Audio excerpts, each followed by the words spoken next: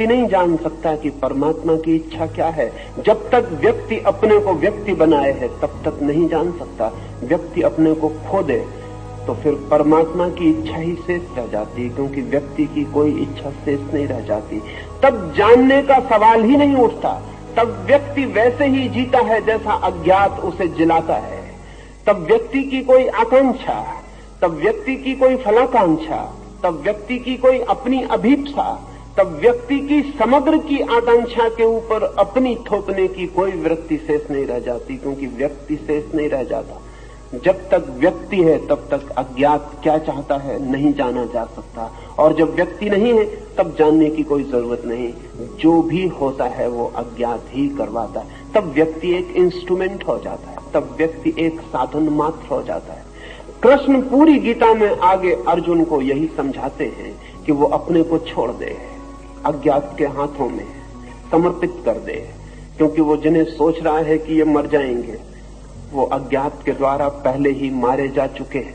कि वो जिन्हें सोचता है कि इनकी मृत्यु के लिए मैं जिम्मेवार हो जाऊंगा, उनके लिए वो बिल्कुल भी जिम्मेवार नहीं होगा। अगर वो अपने को बचाता है तो जिम्मेवार हो जाएगा।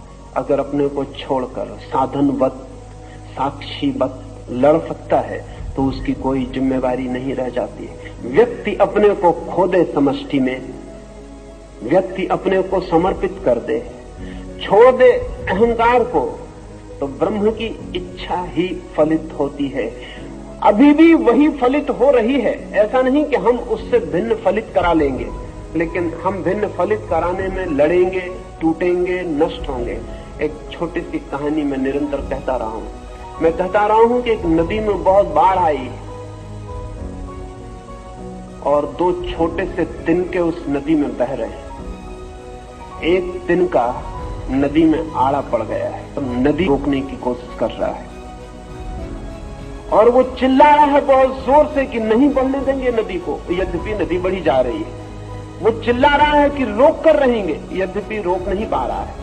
वो चिल्ला रहा है कि नदी को हर हालत में रोक कर ही रहूंगा, जीऊं या मरूं, लेकिन बहा जा रहा है। नदी को न उसकी आवाज सुनाई पड़ती, न उसके संघर्ष का पता चलता। छोटा सा तिनका, नदी को उसका कोई भी पता नहीं है, नदी को कोई फर्क नहीं पड़ता, लेकिन तिनके को बहुत फर्क पड़ रहा है। उसकी जिंदगी बड़ी मुसीबत में पड़ गई है, बहा जा रहा है। नहीं लड़ेगा, जहां पहुंचेगा वहीं पहुंचेगा, लड़के भी। लेकिन ये बीच का क्षण, ये बीच का काल दुख, पीड़ा और द्वंद और चिंता का काल हो जाए। उसके पड़ोस में एक दूसरे तिनके ने छोड़ दिया है अपने को। वो नदी में आड़ा नहीं पड़ा है, सीधा पड़ा है, नदी जिस तरफ बह रही उसी तरफ, और सोच रहा है कि मैं नदी को बहने में सहायता दे रहा हूं। उसका भी नदी को कोई पता नहीं है। वो सोच रहा है मैं नदी को सागर तक पहुंचा ही दूंगा, मेरे साथ है तो पहुंच ही जाएगी। नदी को उसकी सहायता का भी कोई पता नहीं है, लेकिन नदी को कोई फर्क नहीं पड़ता। उन दोनों तिनकों को बहुत फर्क पड़ रहा है। जो नदी को साथ बहा रहा है वो बड़े आनंद में है, वो बड़ी मौज में नाच रहा है, और जो नदी से लड़ रहा है वो बड़ी पीड़ा में है। उसका नाच नाच नहीं है, एक दुख स्वप्न है। उसका नाच उसके अंगों की टूटन है। वो तकलीफ में पड़ा है, हार रहा है, और जो नदी को बहा रहा है वो जीत रहा है। व्यक्ति ब्रह्म की इच्छा के अतिरिक्त कुछ कभी कर नहीं पाता है, लेकिन लड़ सकता है, इतनी स्वतंत्रता है। और लड़के अपने को चिंतित कर सकता है, इतनी स्वतंत्रता है। शास्त्र का एक वचन है जो बड़ा कीमती है। वचन है, humanity is condemned to be free. आदमी स्वतंत्र होने के लिए मजबूर है, विवश है, कंडेम्ड, निंदित है स्वतंत्र होने के लिए। लेकिन आदमी अपनी स्वतंत्रता के दो उपयोग कर सकता है। अपनी स्वतंत्रता को वो ब्रह्म की इच्छा से संघर्ष बना सकता है, और तब उसका जीवन दुख, पीड़ा, एंग्विश, संताप का जीवन होगा, और अंततः पराजय फल होगी। और कोई व्यक्ति अपनी स्वतंत्रता को ब्रह्म के प्रति समर्पण बना सकता है, तब जीवन आनंद का, ब्लिस का, नृत्य का, गीत का जीवन होगा। और अंत में विजय के अतिरिक्त और कोई उपाय नहीं। वो जो तिनका सोच रहा है कि नदी को साथ दे रहा हूं, वो विजयी ही होने वाला है, उसकी हार का कोई उपाय नहीं है। और जो नदी को रोक रहा है वो हारने ही वाला है, उसकी जीत का कोई उपाय नहीं। ब्रह्म की इच्छा को नहीं जाना जा सकता, लेकिन ब्रह्म के साथ एक हुआ जा सकता है। और तब अपनी इच्छा खो जाती है, उसकी इच्छा ही शेष रह जाती है। आचार्य श्री, वैज्ञानिक सिद्धि में व्यक्ति का अपना कुछ होता है और अज्ञात इसमें वैज्ञानिक सिद्धि में कैसे उतरता होगा, वो एक तकलीफ की बात बन जाती है। ऐसा साधारण लगता है कि वैज्ञानिक खोज में व्यक्ति की अपनी इच्छा काम करती है। ऐसा बहुत ऊपर से देखने पर लगता है, बहुत भीतर से देखने पर ऐसा नहीं लगेगा। अगर जगत के बड़े से बड़े वैज्ञानिकों को हम देखें तो हम बहुत हैरान हो जाएंगे। जगत के सभी बड़े वैज्ञानिकों के अनुभव बहुत और हैं। कॉलेज, यूनिवर्सिटीज में विज्ञान की जो धारणा पैदा होती है, वैसा अनुभव उनका नहीं है। मैडम क्यूरी ने लिखा है कि मुझे एक सवाल दिनों से पीड़ित किए हुए, उसे हल करती हूं और हल नहीं होता है। थक गई हूं, परेशान हो गई हूं, आखिर हल करने की बात छोड़ दी और एक रात 2 बजे वैसे ही कागजात टेबल पर छोड़कर अधूरे सो गई हूं और सोच लिया कि अब इस सवाल को छोड़ ही देना है। थक गया व्यक्ति, लेकिन सुबह उठ के देखा है कि आधा सवाल जहां छोड़ा था वो सुबह पूरा हो गया। कमरे में तो कोई आया नहीं, द्वार बंद थे, और कमरे में भी कोई आके उसको हल कर सकता था जिसको मैडम क्यूरी हल नहीं कर सकती थी, इसकी भी संभावना नहीं। नोबेल प्राइज विनर थी वो महिला। घर में नौकर चाकर ही थे, उनसे तो कोई आशा नहीं है। वो तो और बड़ा मिरेकल होगा कि घर में नौकर चाकर आके हल कर दें, लेकिन हल तो हो गया और आधा ही छोड़ा था और आधा पूरा है। तब बड़ी मुश्किल में पड़ गई। सब द्वार दरवाजे देखे, कोई परमात्मा उतर आए, इसकी भी आस्था उसे नहीं हो सकती। कोई परमात्मा ऐसे ऊपर से उतर भी नहीं आया था। लेकिन गौर से देखा तो पाया कि बाकी अक्षर भी उसके ही हैं। तब उसे ख्याल आना शुरू हुआ कि रात वो नींद सपने में उठी। सपने का उसे याद आ गया कि वो सपने में उठी है, उसने सपना देखा कि वो सवाल हल कर रही। वो नींद उठी है रात में और उसने सवाल हल किया है। फिर तो ये उसकी व्यवस्थित विधि हो गई कि जब कोई सवाल हल ना हो तब वो उसे तकिए के नीचे दबा के सो जाए, रात उठ के कर ले।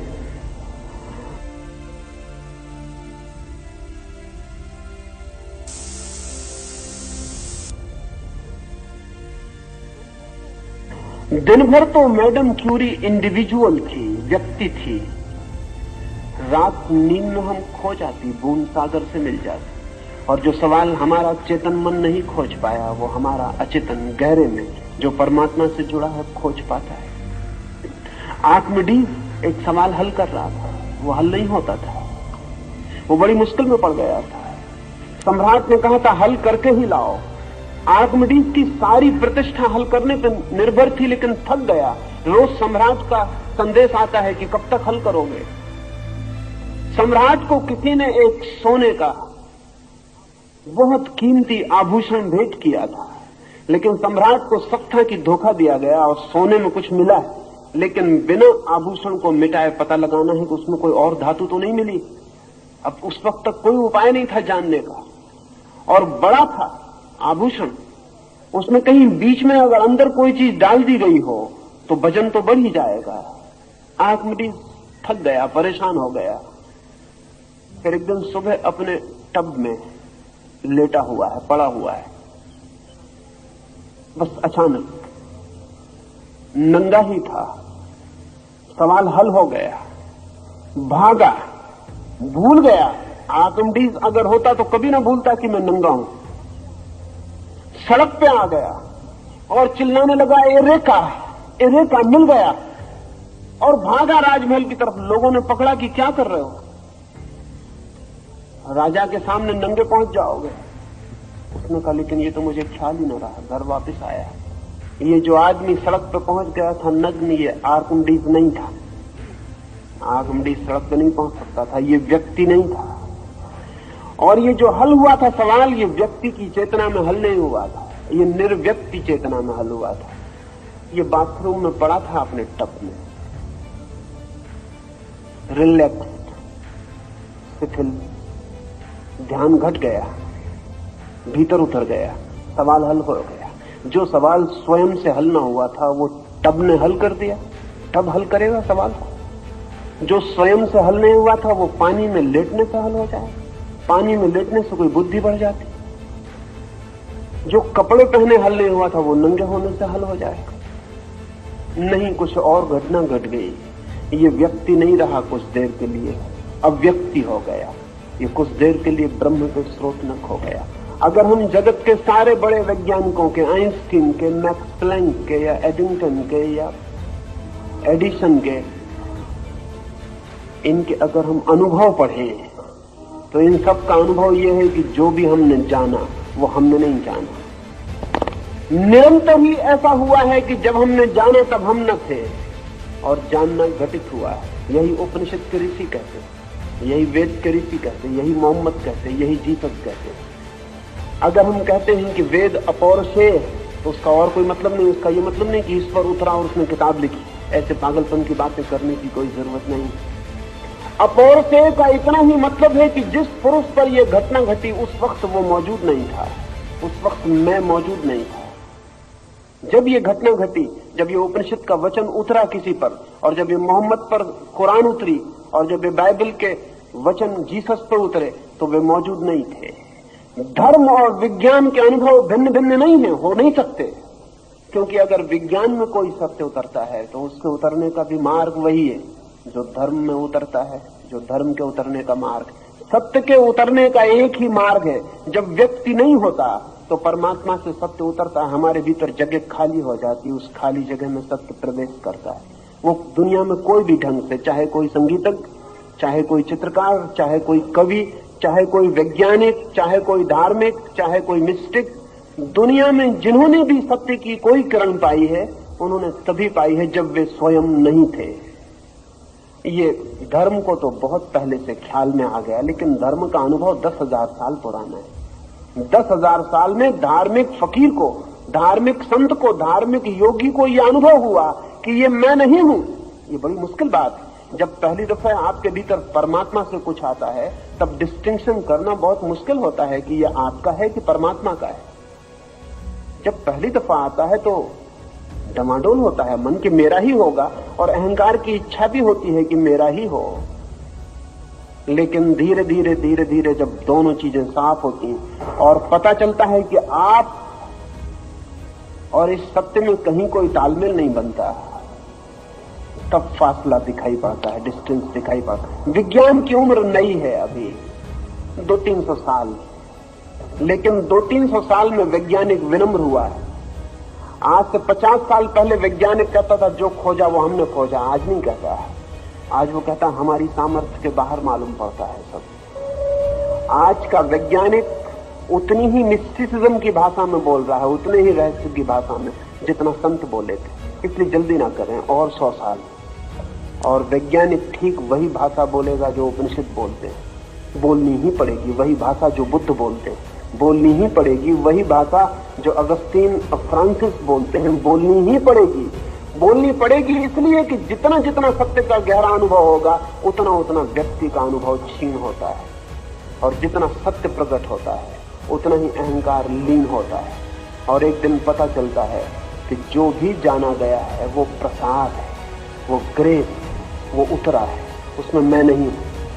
और जो जो मैंने नहीं जाना उसकी जिम्मेवारी मेरी है, क्योंकि मैं इतना मजबूत था कि जान नहीं सकता था, मैं इतना गहन था कि सत्य नहीं कर सकता। सत्य उतरता है खाली चित्त में, शून्य चित्त में, और असत्य उतारना हो नए की मौजूदगी जरूरी है। विज्ञान की खोज को बाधा नहीं पड़ेगी। जो खोज हुई है वो भी अज्ञात से संबंध से ही हुई है, समर्पण से ही,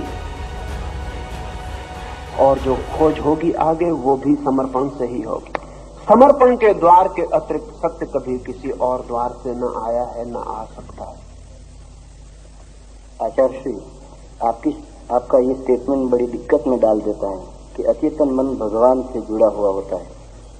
ये तो यूंग ने पीछे से बताया मिथोलॉजी का कलेक्टिव अनकॉन्शियस के संबंध जोड़कर, मगर फ्रॉइड कहता है कि वो शैतान से भी जुड़ा होता है, तो वो तकलीफ पड़ जाती है। फ्राइड का ऐसा जरूर ख्याल है कि वो जो अचेतन मन है हमारा, वो भगवान से ही नहीं शैतान से भी जुड़ा होता है। असल में भगवान और शैतान हमारे शब्द हैं। जब किसी चीज को हम पसंद नहीं करते तो हम कहते हैं शैतान से जुड़ा है, और किसी चीज को जब हम पसंद करते हैं तो हम कहते हैं भगवान से जुड़ा है। लेकिन मैं इतना ही कह रहा हूं कि अज्ञात से जुड़ा है, और अज्ञात मेरे लिए भगवान है, और भगवान में मेरे लिए शैतान समाविष्ट है, उससे अलग नहीं है। असल में जो हमें पसंद नहीं है, मन होता है कि वो शैतान ने किया होगा, जो हमें पसंद होता है कि वो भगवान ने किया होगा। ऐसा हमने सोच रखा है कि हम केंद्र पर हैं जीवन के, और जो हमारे पसंद पड़ता है वो भगवान का किया हुआ है, भगवान हमारी सेवा कर रहा है। जो पसंद नहीं पड़ता वो शैतान का किया हुआ है, शैतान हमारी दुश्मनी कर रहा है। ये मनुष्य का अहंकार है जिसने शैतान और भगवान को भी अपनी सेवा में लगा रखा है। भगवान के अतिरिक्त कुछ है ही नहीं। जिसे हम शैतान कहते हैं वो सिर्फ हमारी अस्वीकृति है, जिसे हम बुरा कहते हैं वो सिर्फ हमारी अस्वीकृति है। और अगर हम बुरे में भी गहरे देख पाएं तो फौरन हम पाएंगे कि बुरे में भला छिपा होता है। दुख में भी गहरे देख पाएं तो पाएंगे कि सुख छिपा होता है। अभिशाप में भी गहरे देख पाएं तो पाएंगे कि वरदान छिपा होता है। असल में बुरा और भला एक ही सिक्के के दो पहलू। शैतान के खिलाफ जो भगवान है उसे मैं अज्ञात नहीं कह रहा, मैं अज्ञात उसे कह रहा हूं जो हम सबके जीवन की भूमि, जो अस्तित्व का आधार है। उस अस्तित्व के आधार से ही रावण भी निकलता है, उस अस्तित्व के आधार से ही राम भी निकलते हैं।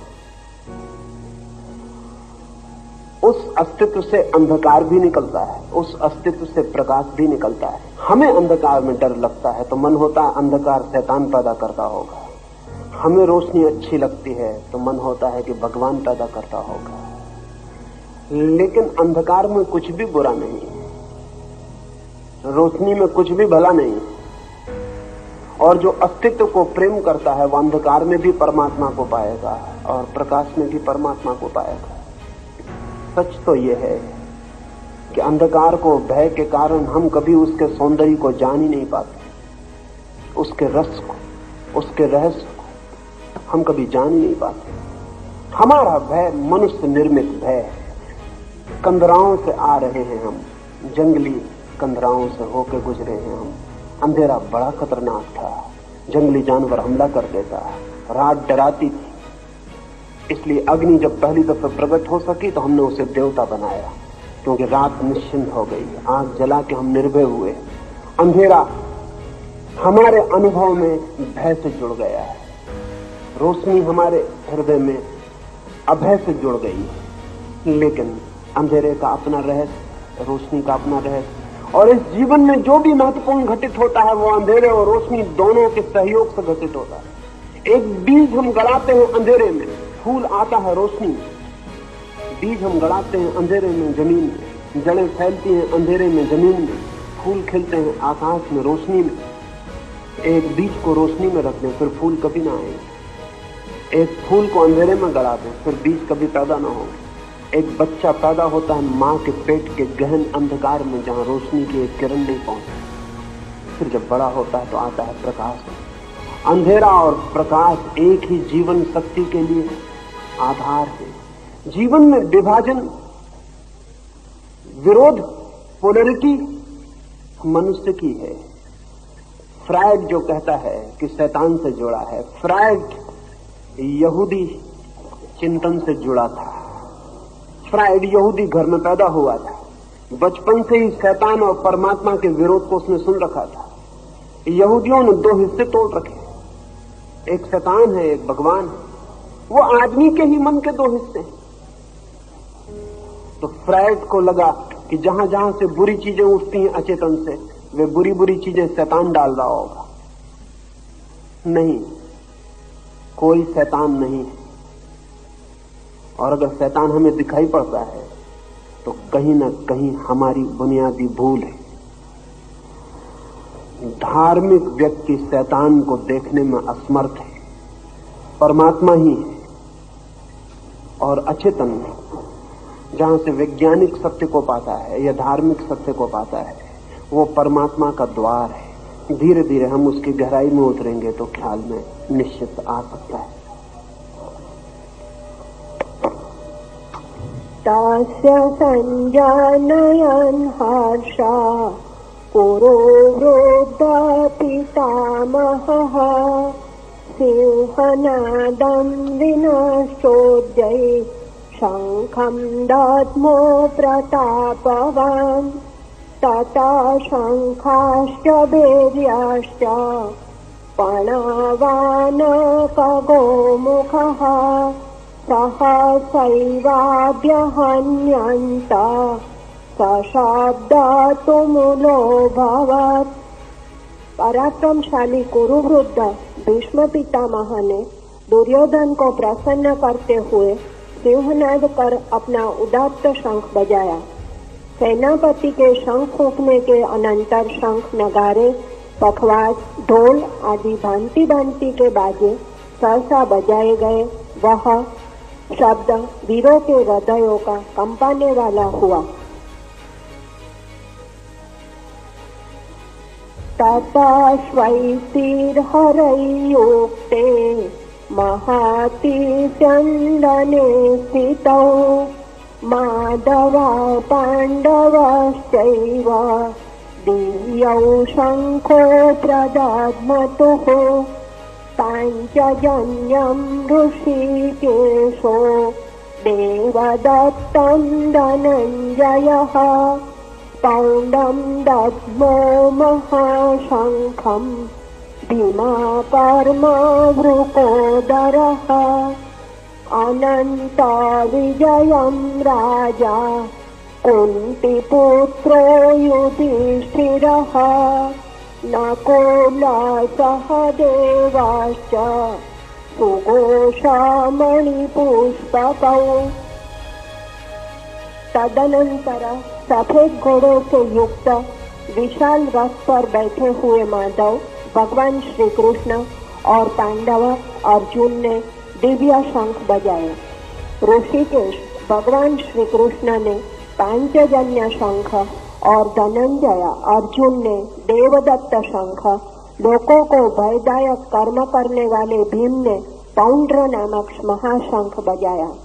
कुंती पुत्र राजा युधिष्ठिर ने अनंत विजय नामक का शंख, नकुल और सहदेव ने सुघोष और मणिपुष्पक नाम के शंख बजाए। भीष्म के गगनभेदी शंखनाद के प्रति शब्द में कृष्ण शंखनाद करते हैं, तो क्या उनका शंख ध्वनि एक्शन के बजाय रिएक्शन प्रत्याघाती कहा जा सकता है? भगवद गीता के प्रथम इस अध्याय में कृष्ण का पांचजन्य शंख या अर्जुन का देवदत्त का बजाना ये उद्घोषणा के बजाय कोई और तात्पर्य रखता है?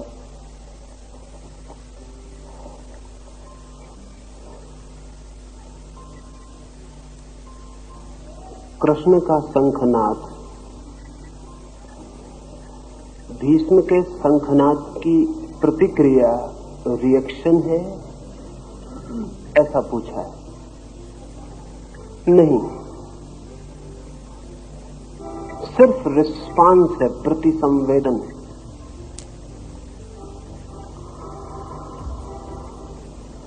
और शंखनाद से केवल प्रति उत्तर है, युद्ध का नहीं।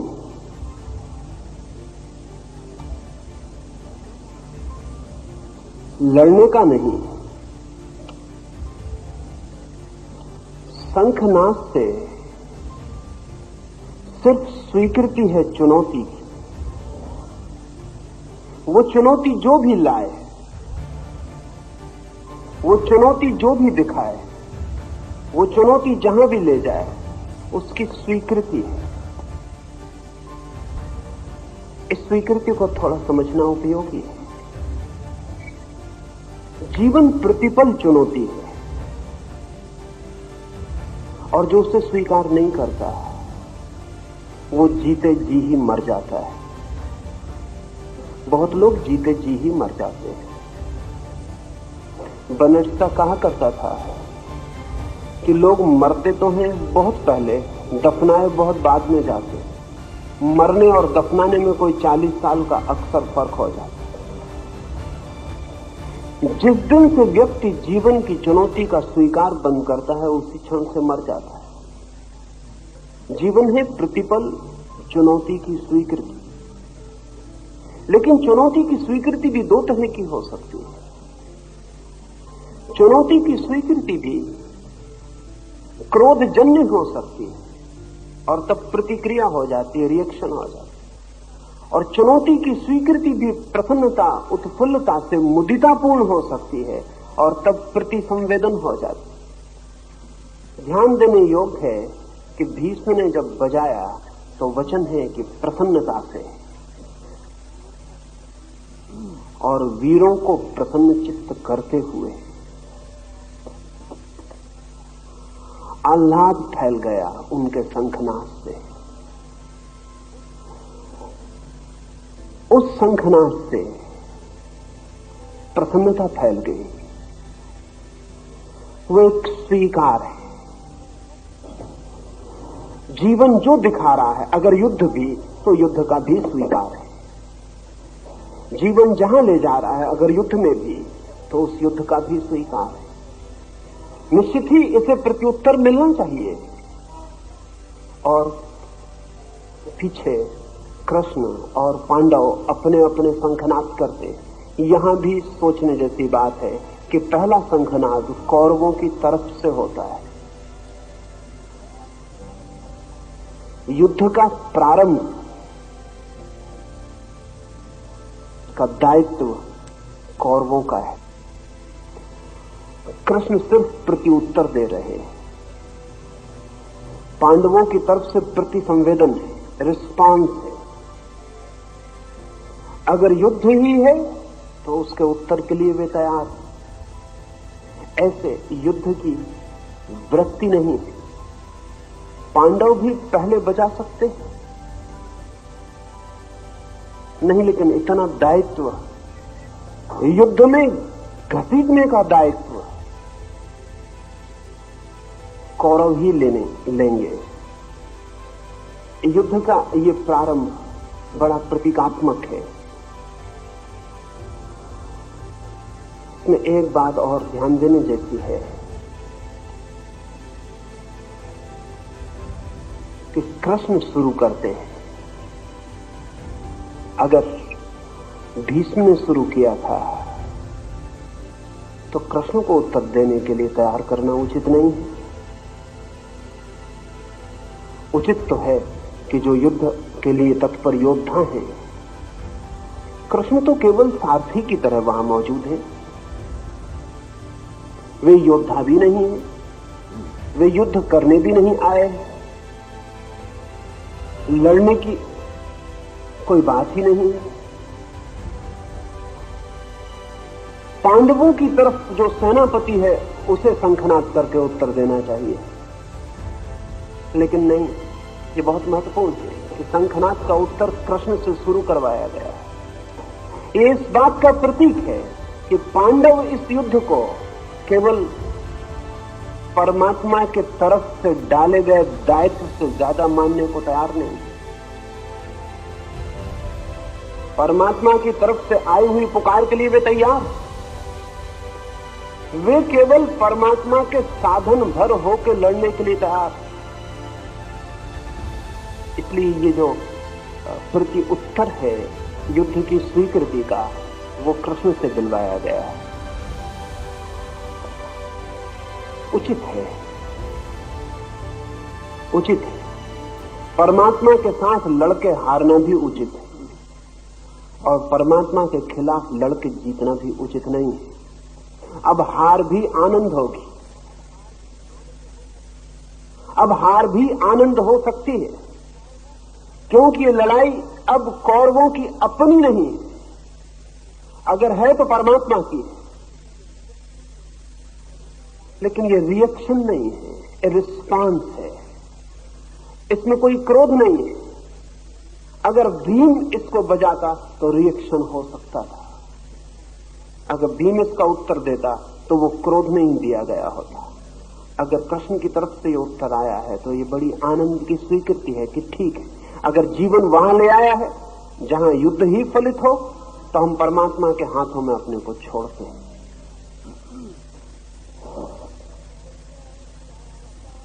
काश्च परमेश्वासः शिखण्डी च महारथः दृष्टद्रुम्नो विराटश्च सात्यकीश्च पराजितः द्रुपदो द्रौपदेयाश्च सर्वशः पृथिवीपते सौभद्राश्च महाबाहुः शङ्खानादात्मु पृथक् पृथक् सघोषोदार्तराष्ट्राणाम् हृदयानि व्यदारयत् नभश्च पृथिवीं चैव तुमूलो व्यनुनादयन्। महदनुदानी काशीपति, महारथी शिखंडी, दृष्टद्युम्न, विराट, अपराजित सलग का पुत्र सात्यकी, हे पृथ्वीपते, द्रुपद, द्रौपदी के पुत्र, महाबाहु सुभद्रा पुत्र अभिमन्यु, उक्त सभी योद्धाओं ने अलग अलग शंख बजाए।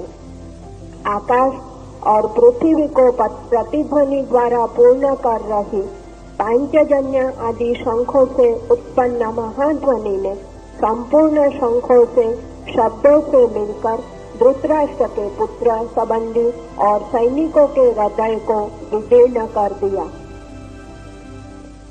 अथ व्यवस्थितान् दृष्ट्वा धार्तराष्ट्रान् कपिध्वजः प्रवृत्ते शस्त्रसम्पाते धनुरुद्यम्य पाण्डवः ऋषिकेशं तदा वाक्यम् इदमाहमहि अर्वाच सेनयोरुभयोर्मध्ये रथं स्थापयाम्यच्युत यावदेता निरीक्षेऽहं योद्धुका वस्थितान् कैर्मर्या सह योद्धव्यम् अस्मिन् रणसमुद्यमे। राजन, शस्त्रास्त्र चलने के समय युद्ध के लिए इकट्ठे हुए धृतराष्ट्र के पक्ष के सैनिकों को देखकर अर्जुन ने स्वयं भी धनुष उठाकर भगवान से यह वाक्य कहा। अर्जुन ने कहा, हे भगवान, जहाँ पर से मैं इस संग्राम में किनके साथ मुझ युद्ध करना चाहिए यह जानने के लिए युद्ध की इच्छा वाले अतएव युद्ध के लिए तत्पर इन सब योद्धाओं के निरीक्षण करो। वहाँ पर ले जाकर दोनों सेनाओं के बीच में मेरा रथ खड़ा कीजिए।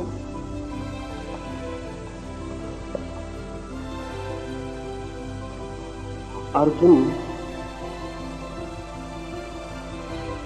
किनके साथ युद्ध करना है उन्हें देखने की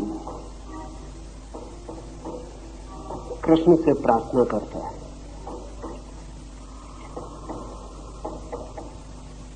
इसमें दो तीन बातें आज की सुबह के लिए आखिरी समझ लेनी उचित है, फिर हम सांझ बात करेंगे। एक तो